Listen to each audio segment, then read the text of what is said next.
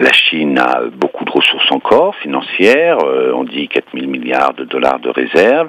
Ce qu'elle met sur l'Afrique est plutôt à la mesure de la capacité d'absorption de l'Afrique, c'est-à-dire relativement faible.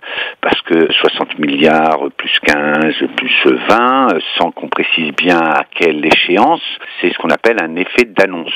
La Chine a investi 132 milliards de dollars depuis une vingtaine d'années et on voit qu'il y a eu un phénomène d'accélération depuis 2016. Donc c'est ça qui, je pense, est important. C'est la question du caractère stratégique ou non de l'Afrique pour la Chine. Alors elle l'est, oui, à deux titres. Le premier, c'est qu'en pleine guerre commerciale, il vaut mieux pour la Chine se diversifier à toute vitesse, notamment vers des marchés, donc des grands marchés de consommation, même si l'Afrique, en moyenne, chaque Africain n'a pas de ressources extrêmement élevées, ça fait quand même plus d'1,5 milliard de consommateurs et donc pour la Chine, c'est absolument essentiel comme débouché. Et deuxièmement, la Chine a besoin de positionner ces grands groupes à l'échelle globale. Par soustraction, il reste l'Afrique, voilà.